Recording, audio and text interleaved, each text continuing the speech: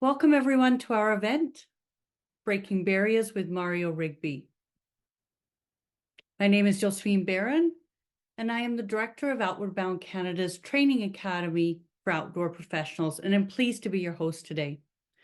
I'm calling in from Edmonton and would like to acknowledge that this is the traditional land of Treaty 6 and home of the Métis Nation of Alberta Zone 4. Edmonton was significant as a major point on trading routes for many First Nations and Métis peoples. These peoples include the Nahiawak, Nakota Sioux, Métis, Blackfoot, Dene, Ojibwe, Saulteaux, Anishinaabe, and Mohawk, who have traversed these lands and called it home for time immemorial. While we meet today on this virtual platform, I'm hoping that each of you can take a moment to acknowledge the importance of the lands that you call home, and to consider how each of us can move forward in the spirit of reconciliation and collaboration. A few housekeeping items before we dive in. We are recording this event, and it will be posted on Outward Bound Canada's YouTube account. This event will be about 60 minutes long. Mario's talk will last for about 40 to 45 minutes. And then he will answer some of the questions that you submitted when you registered for the event. Due to the size of this event, we have disabled the chat function. I have a few introductions to make before we get started. This event is hosted by Outward Bound Canada, whose mission is to cultivate resilience, leadership, and social connection and compassion through inspiring and challenging journeys of discovery in the natural world.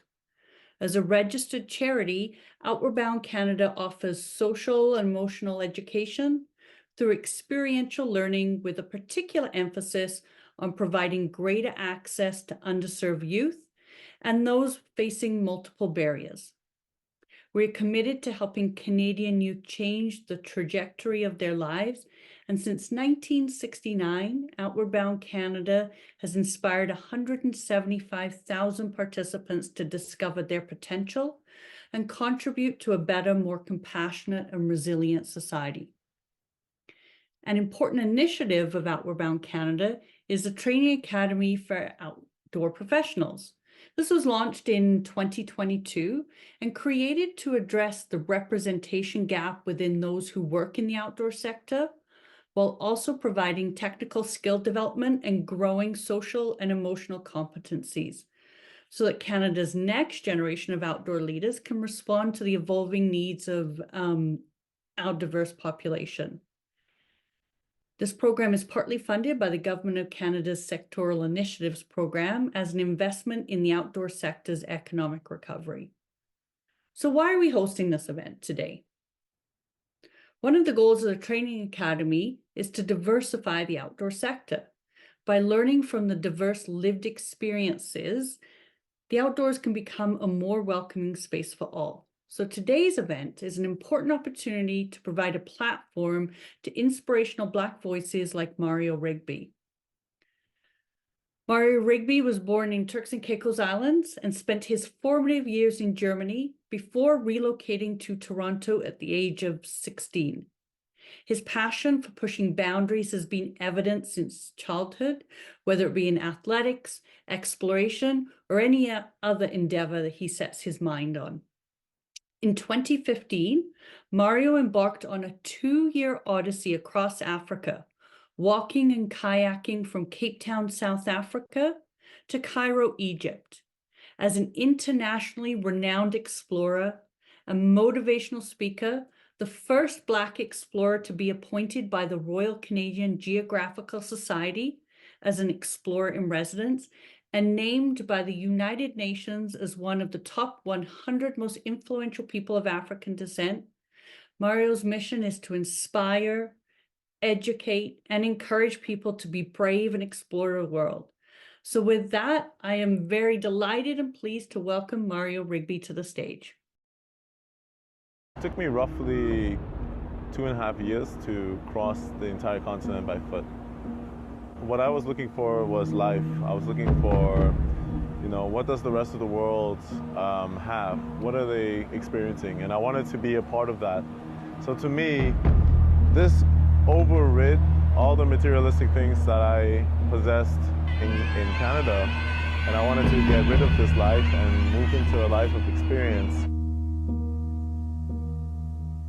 There were times where I'm walking and I'm thinking to myself, why am I doing this? I could just stop. But every time I feel pain, or every time I feel like I want to quit, I push even harder. So this is how I felt in the desert. When I felt drained, when I felt dehydrated, when I started to feel lethargic and my head's going down like this, I felt all of a sudden this urge to stand up and move faster. Oh, is it raining again? I think we need to take care of each other a lot more. Not just our surrounding families, but we need to take care of each other as a human race, as a human species. If we go back about 75,000 years ago, scientists believed that there were around 200 to 2,000 humans left on the planet. We almost went extinct. And all of a sudden, we found ourselves out of this extinction. We were a common family. We've separated ourselves. And I believe with technology, we're coming back together. Hello, everybody, and welcome to this show this time. My name is Mario Rigby, as obviously the the presentation is all about. And I wanted to explain essentially my story and where I've been, what I had to go through, and essentially where I'm going when it comes to being a Black man in the outdoors, particularly in the explore world field. So growing up, there weren't many, people that looked anything like me. I was reading National Geographic magazines and Discovery magazines, and the number one thing that really, came to my mind was, well, how come all these guys get to do all these expeditions, get to explore and see all these places, particularly to places where people kind of looked like me? And I always found that a little bit strange. And what made it even stranger was I was raised by a father, my stepfather, who was actually a white German man. And hence why I actually lived in Germany for quite some time. So German is my first language. And after living in Germany for nearly a decade, I moved back to Turks and Caicos Islands in the Caribbean. And there I really started to see the difference in human society, really. You couldn't have a society that has a larger contrast in how people live. In Turks and Caicos, we're a little bit more laid back, more open, festive. And in Germany, it's a little bit more kind of like a workhorse kind of culture where precision, exact information, and constant curiosity really was the driving force of the German people from what I remember. This is how I was raised. And eventually I started getting into track and field, getting into sports, essentially just to fit in with the people in Turks and Caicos, with the people that I had come from. And with that experience, I started to venture into the outdoors a little bit more and more. My brother and I would go out into the bushes, go to the beaches, and we would go on these massive hikes. And these hikes, before we even knew what hiking was or what camping was or any of that kind of stuff, for us, it was just a way to reassociate ourselves from this kind of German culture to this Caribbean culture. And eventually, when I arrived in Turks and Caicos, and we started running. I started running track and field, and started to do better. All of a sudden, I fell into this a fatal unluck of an injury that ended my career in track and field. And essentially, I would say this is really where the drive for something more started to come about. I started to look for a deeper purpose, more meaning behind why it is that I feel this drive and where it is. Fast forward, at the age of 16, I moved to Canada. And in Canada, there's an abundance of hiking and there's an abundance of forest, wildlife all over. But I wasn't really interested in that. I was really interested in sports and track and field. So I started to associate myself to the closest thing that would relate to that, and that would be in athletic conditioning, sport conditioning. And I also became a personal trainer. So everything kind of related to sports in some respect. And, it took really a turn in which where I started to become really depressed. And I started to think, well, where's life going? I'm not in the Olympics, and I'm not doing the things that I really love to do. And so for a few years, I started just kicking the ground, thinking, well, personal training is the thing for me for the rest of my life. But deep down inside, I knew that that's not what it was. And one day, I just really hit rock bottom. I just couldn't find my bearings anymore. I didn't know how to create meaningful relationships anymore. I really didn't understand what to do anymore. So I was faced with only two choices, really. It was as simple as that. Either keep on living a life that you absolutely don't appreciate, or create a new life completely from scratch and completely fulfill all of your dreams. It was pretty extreme, but those were the two options that I found myself in. So I started really thinking about this. What could I do? I thought, well, maybe I can travel around the world. As I'm doing this, I'm walking around Toronto, downtown Toronto, and I started walking for 2 hours. 2 hours became 4 hours and 5 hours. And I really started to feel this enjoyment of peace while I was doing this. So, of course, something came to my mind. Well, what about hiking? What about walking? And that didn't really excite me quite a lot. In fact, I thought it was quite boring. I thought it was quite uneventful to do hiking and being in the outdoors in Canada wasn't really something I've ever done. And one day I watched this show. In fact, it happened quite a while ago, but I remembered watching this. And this show was called The Black Panther. And this was long before the movie Black Panther came out. And in The Black Panther, there was an episode in which T'Challa, the king of Wakanda, or before he was the king of Wakanda, after his father had died, he was the next person to take the throne, but he had to earn the throne. And what he did instead was, instead of trying to fight the warriors in the village to become the king of Wakanda, to become the Black Panther, he decided to go on this walkabout around Africa. And on this walkabout, he encountered love, he encountered wildlife, he encountered whatever you could possibly imagine, and things that you just couldn't imagine. And for some reason, that stuck with me for quite some time. I looked back and I reflected on this, and I started to do a little bit of research. I said, you know, well,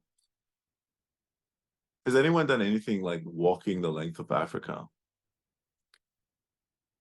And with this thought in mind, it started to really creep in. Like, let's investigate this. So I started looking into it further, looking into who's done it.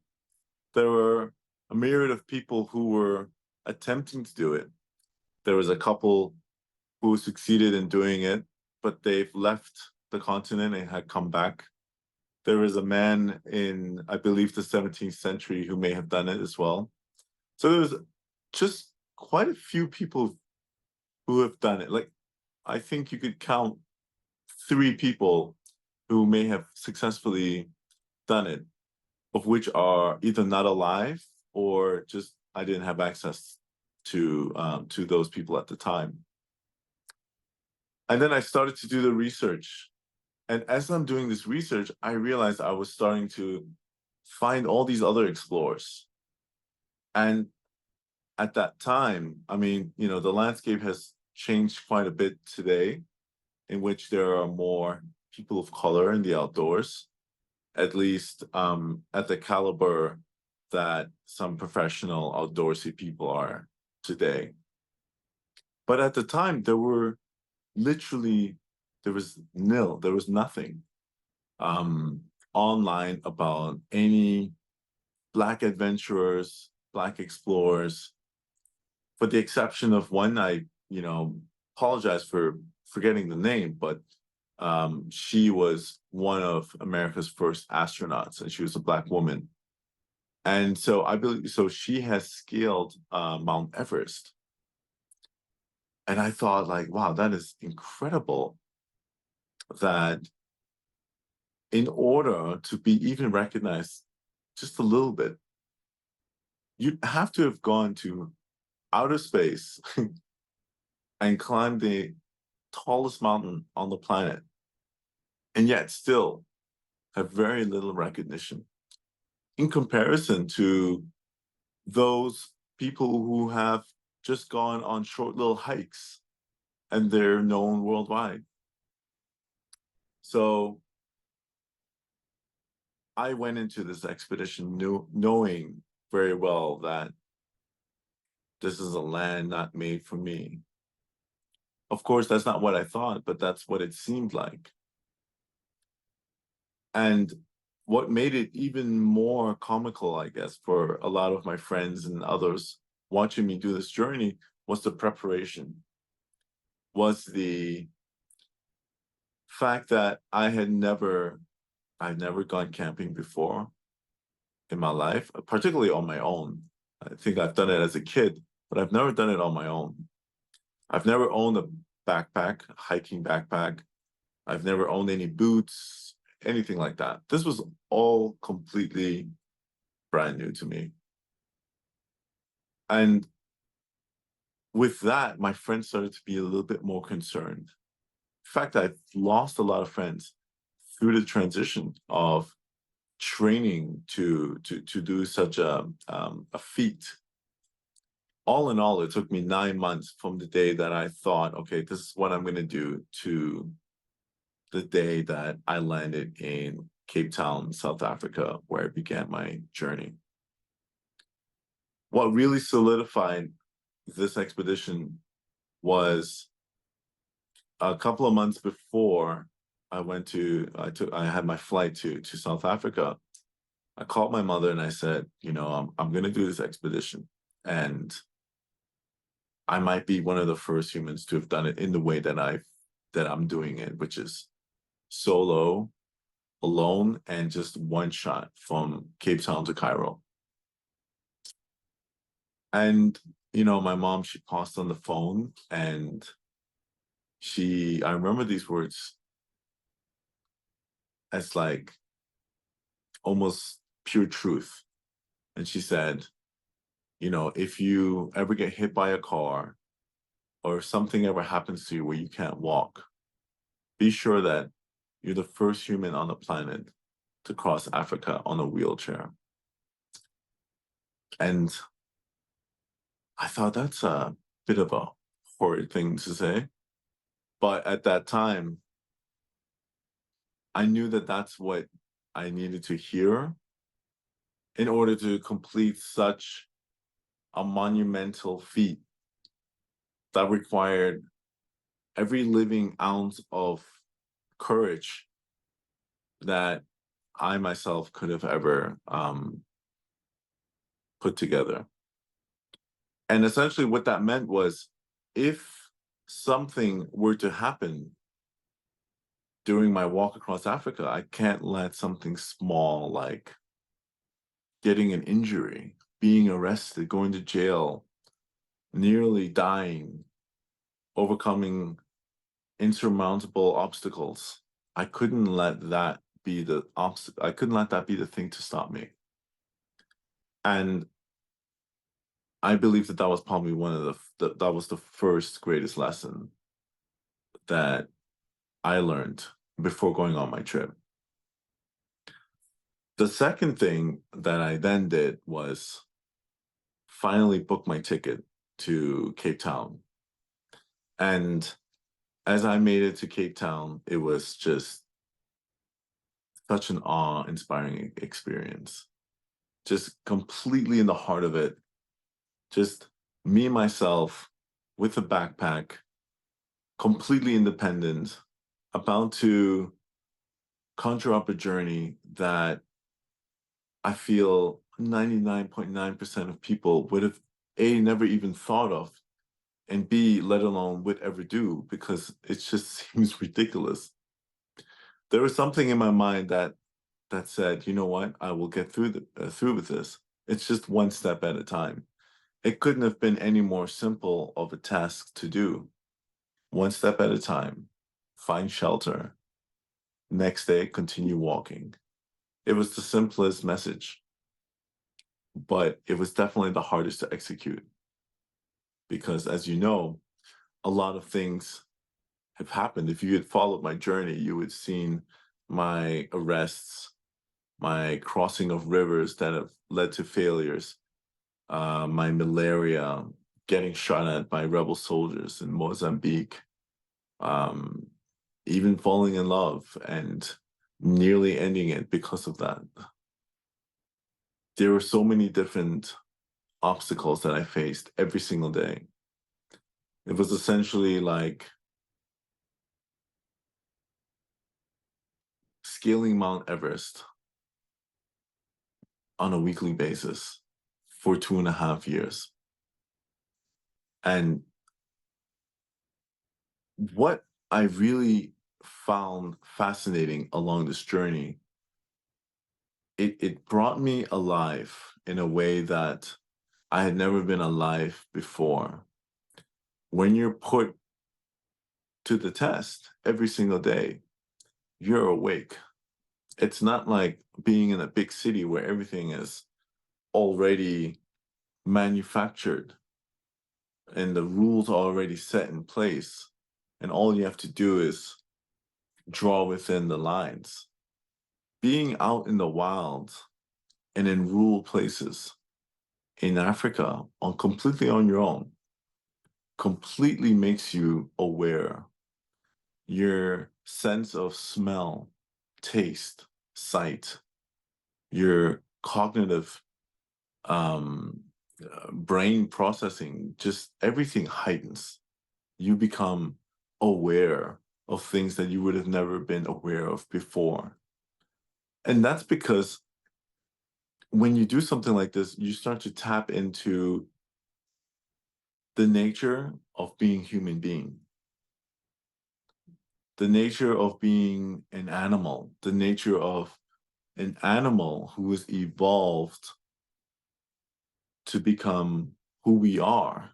And I believe that we forget that this evolution from the time that we've been able to think the way that we think now till today we try to disconnect ourselves.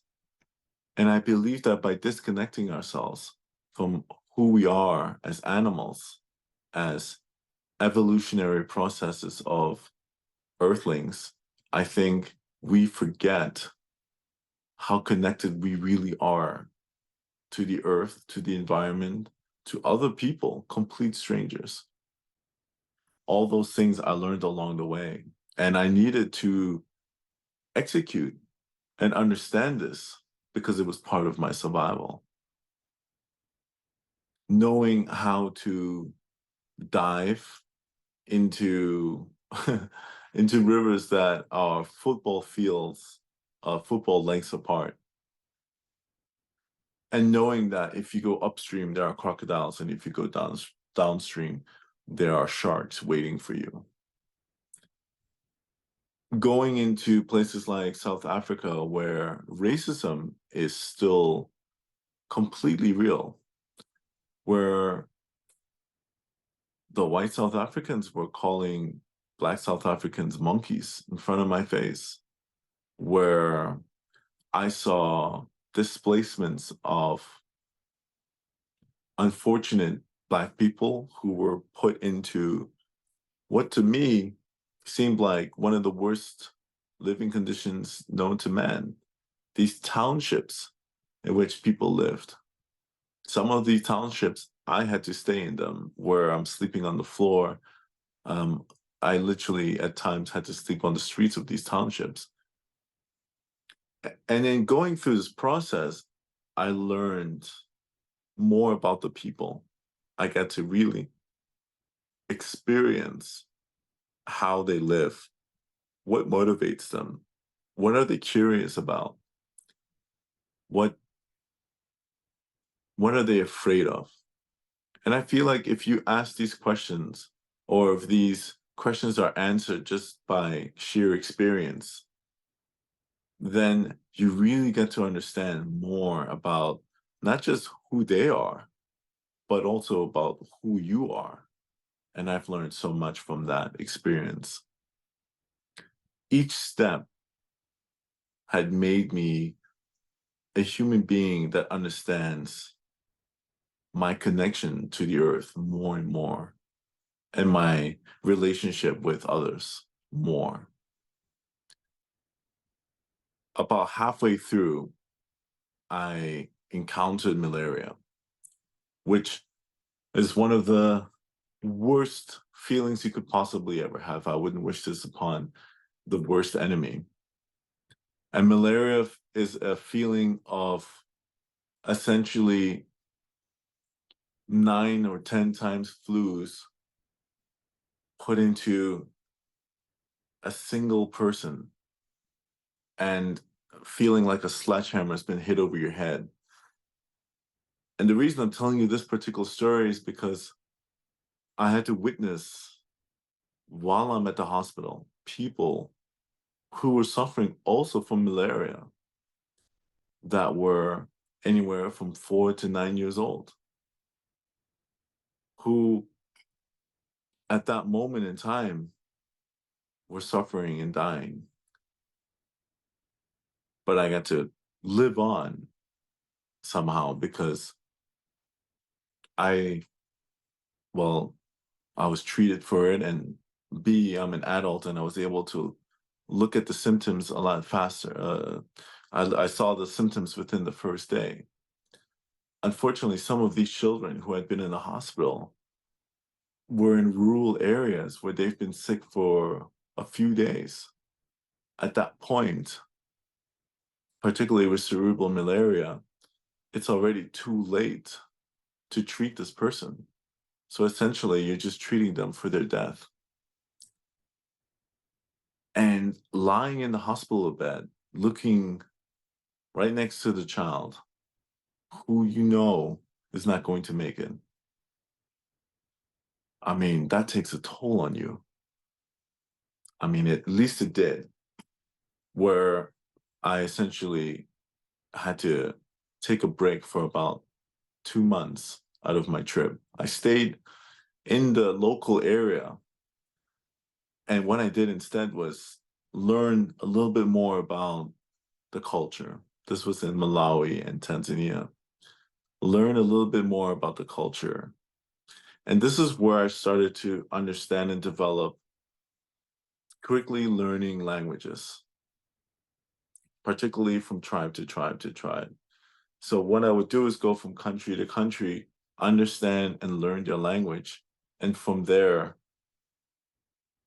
dissect it in a way that hopefully someone in these rural areas would understand what the national language of that country is.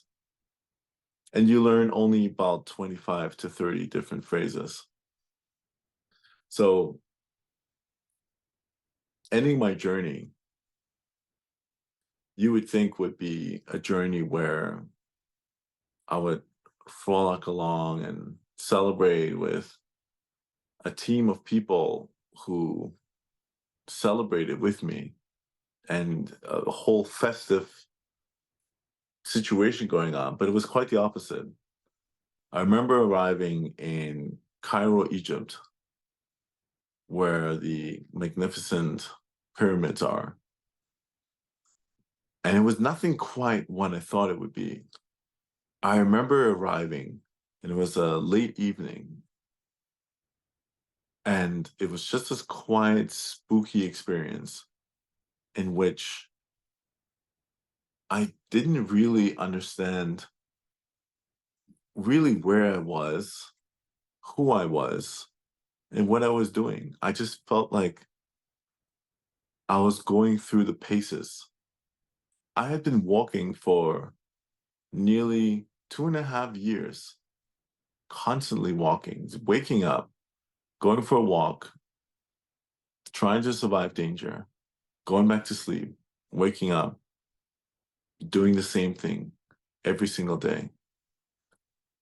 And that was something that, for me, I think it put me in a trance where your body kind of goes through a process of homeostasis, becomes used to a certain way of being. And for me, much like a marathon runner, after he crosses the finish line, it's a strange sensation. If you've been running for hours and all of a sudden you stop, your body has the sensation that it needs to keep going. And for me, not only was it my physical body, but it was also my mind, it was my psyche, but it was my every being that felt like, well, this journey just can't end right now. And it felt like some of the most, it was an empty feeling of, well, now what? What's the next journey? And I believe that that feeling right there, not feeling empty, but yearning for the sensation of exploring, started to build up and become a creature in me that allowed me to do these expeditions and these projects that I do today. And that is what I'm doing today, which is creating projects and expeditions that I think have meaning and gives me purpose. Whether I do a project every year or every 2 years, it's just something that binds me together. Because that feeling of crossing the finish line in Egypt, in Cairo, Egypt, it still lingers on with me somehow. And that is the way that I had run my marathon, essentially. And I'm going to give it over to Josephine. If you would like to ask any more questions, we can do a Q&A, I believe.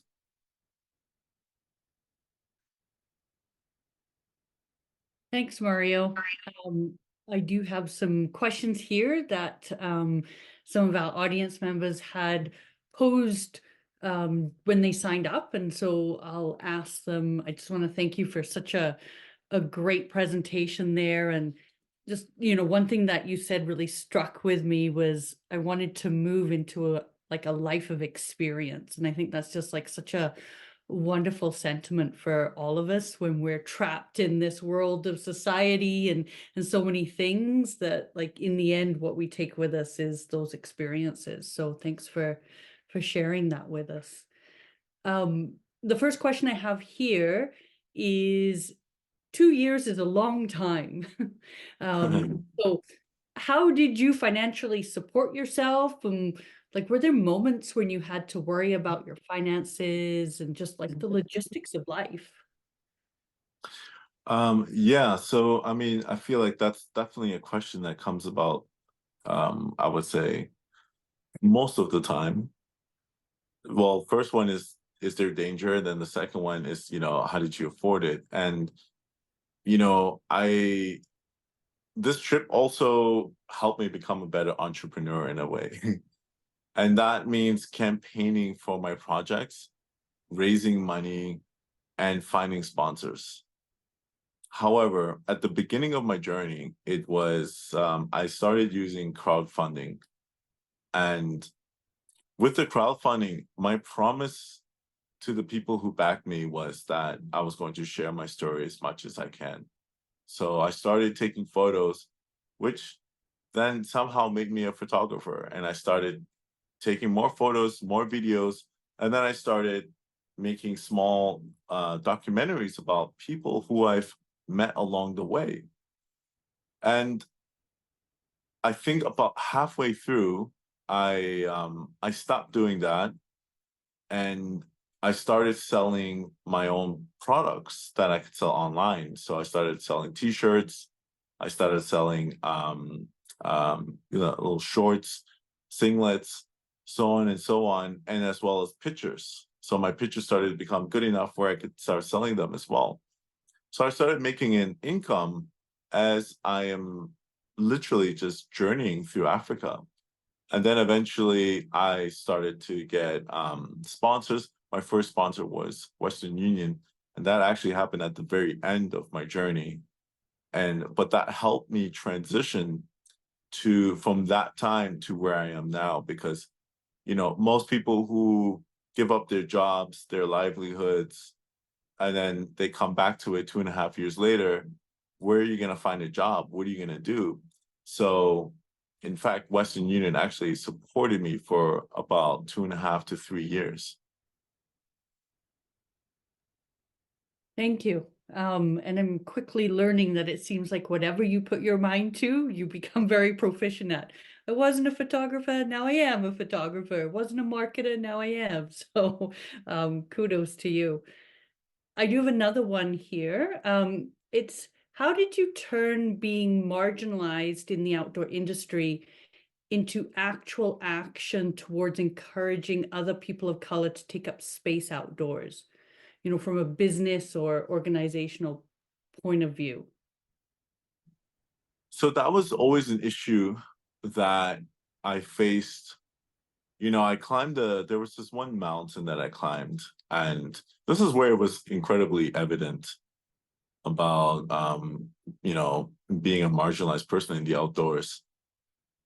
Everyone there was, either they were European, Dutch, English, you name it. There were Germans as well.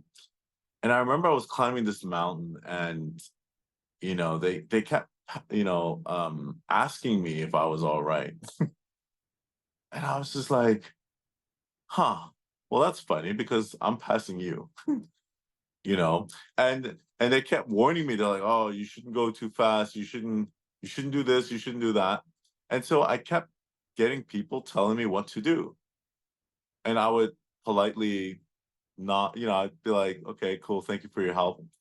And but I did what I knew what was best for me, because I know my body, my pace.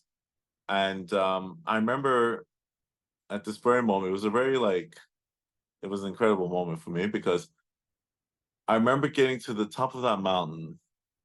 Not only was I the first person at the top of that mountain, but I had so much energy left. I was like, man, like this was nothing. Let's keep going.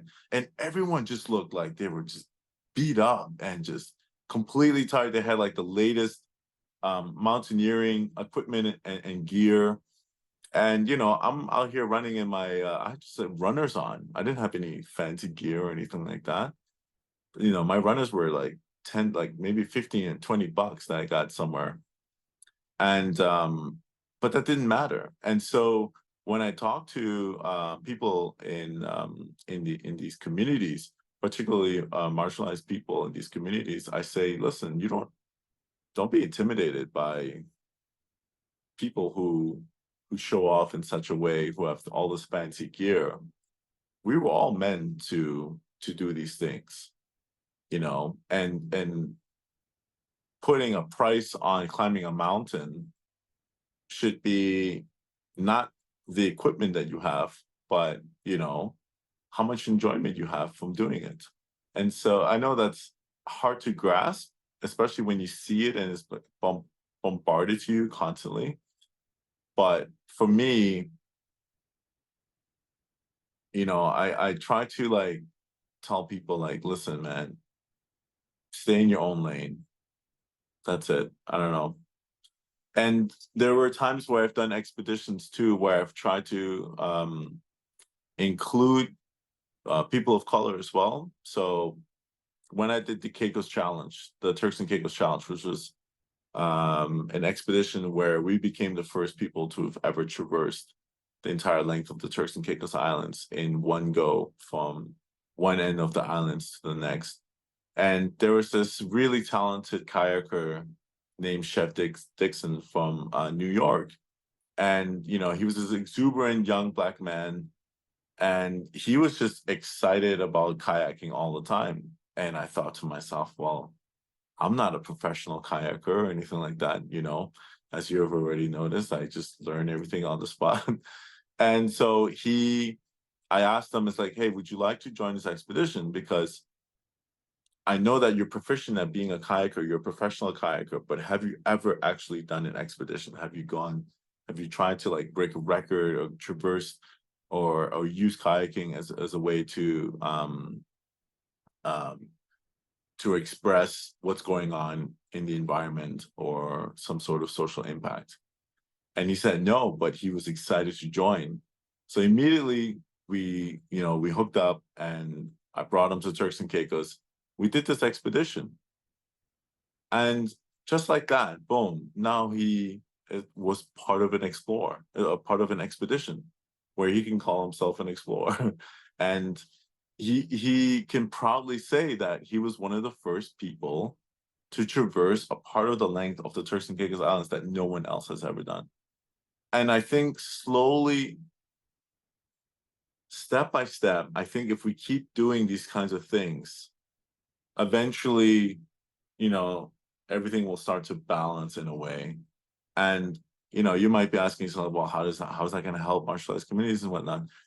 The way that it can help is that the more of this that we do, the more that we have accountability and a narrative to tell our stories.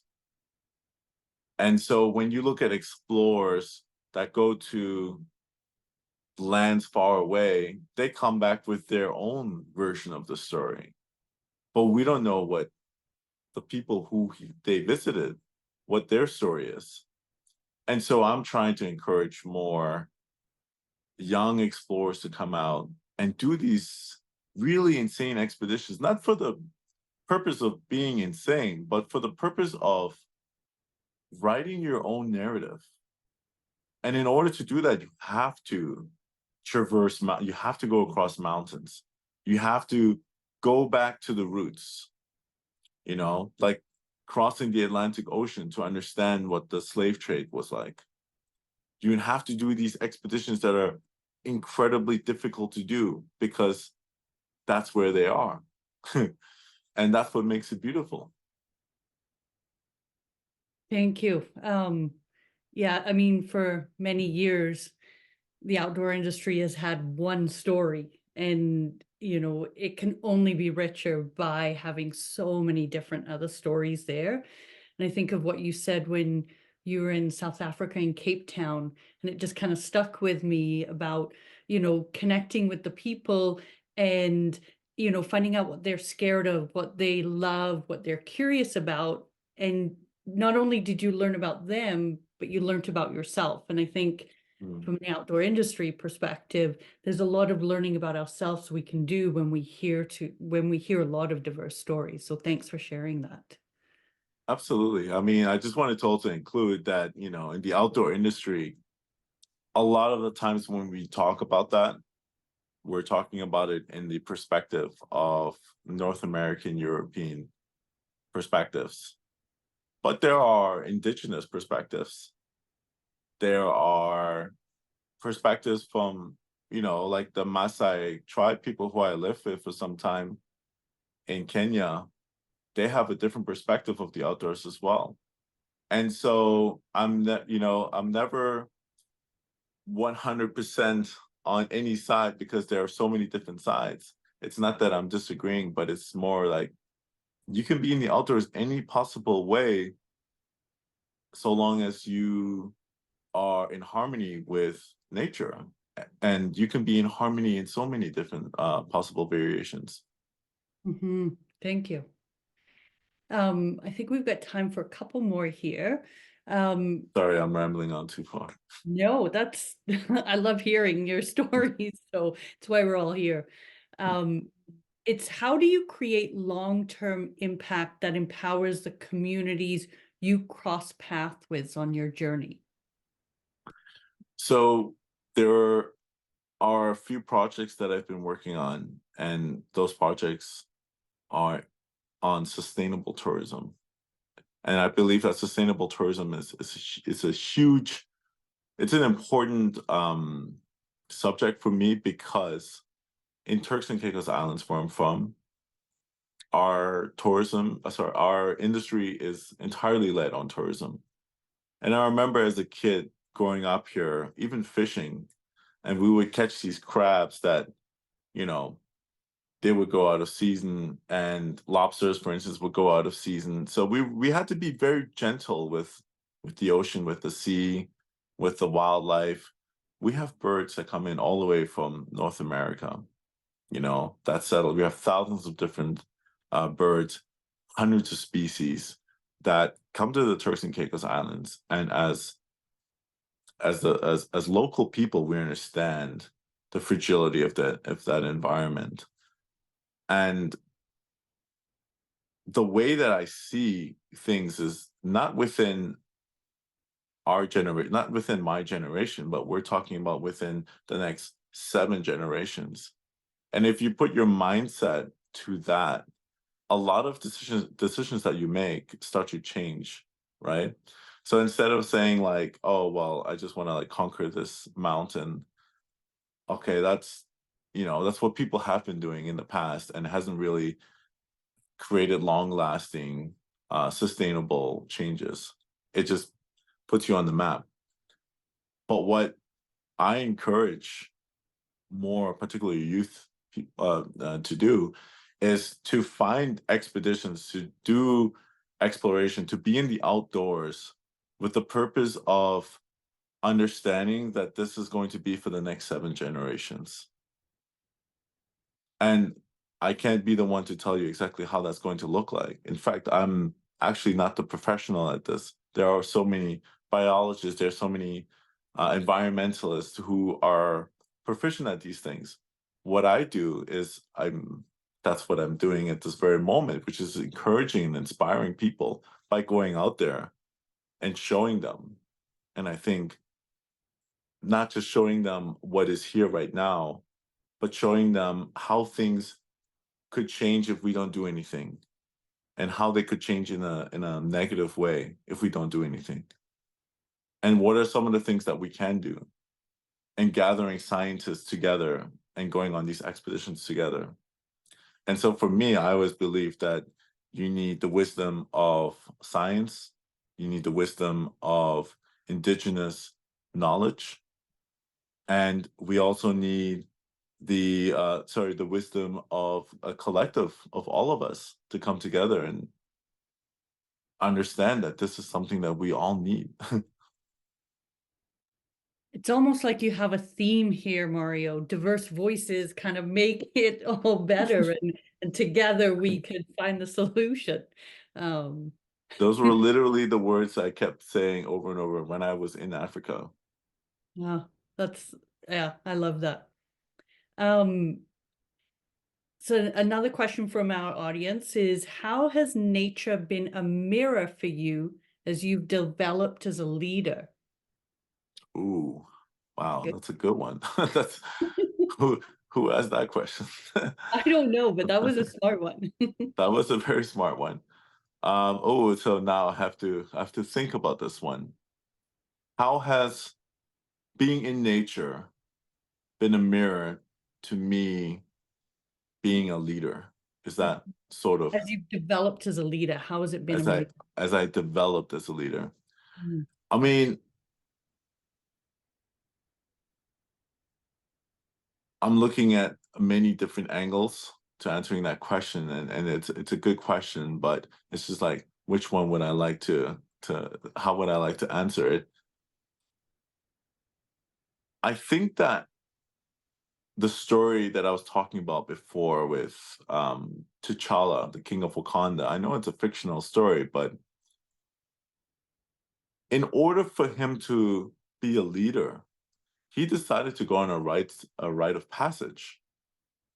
And this rite of passage, if you look at indigenous communities, they've been doing this for thousands of years, right? And what they're really meant to do was teach responsibility, is to teach how to survive and how to protect the people that are close to you. This is the one of the real reasons of why people started these rites of passages, is to groom these men and women to be able to take care of whatever's going to happen in the future in that village or in those areas. And so the King of Wakanda, the Black Panther, before he became the Black Panther, he decided to go on this walkabout in which where he encountered nature. He saw these massive elephants. He had to go through deserts where he had to nearly died. And you think to yourself, like, when you're in these situations, you understand life in a much more grandiose way. You understand what's close to death, and you understand what's love. You understand what it means to be in sync with nature. You understand what it is to collaborate with people, with animals, to respect animals. All these things ground you. And having this connection with everything around you will always make you a better leader. I believe that. Yeah, it's like the transformative power of nature and the outdoors. I think we separate ourselves so much from it when we allow ourselves to, really embed ourselves and be part of it like we're biologically meant to be. I think, Absolutely. yeah, we all grow. So we're almost out of time here. I do have to say thank you so much for coming out and sharing your story. There was just another part in there that I'm fangirling a little bit, so sorry. But there was another part in there that you talked about was when you were at a crossroads and you wasn't sure what to do before you embarked on this journey. And you took some time for some really deep reflection, and I'm not sure that many of us do that. We kind of live this life that we have sometimes on autopilot. And taking the time for that just like really deep reflection and understanding, I think is just so crucial to growth. So thank you for sharing that. I'm going to take that with me. Thank you. I mean, 100%. Get off of autopilot and sit still for a moment and, enjoy the sunset. Mhm. So for our audience, if you'd like to rewatch or share today's presentation, it will be on Outward Bound Canada's YouTube account. And if you did like what you heard today, would like to find out more about Outward Bound Canada, would like to support our efforts as a youth-focused charity, or learn more about the fully funded training opportunities with the Training Academy, please visit outwardbound.ca or follow us on social media. And once again, please join me in thanking Mario for sharing his story tonight.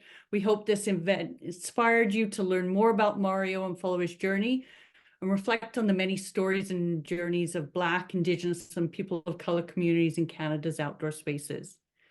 Thank you and enjoy your evening, everyone.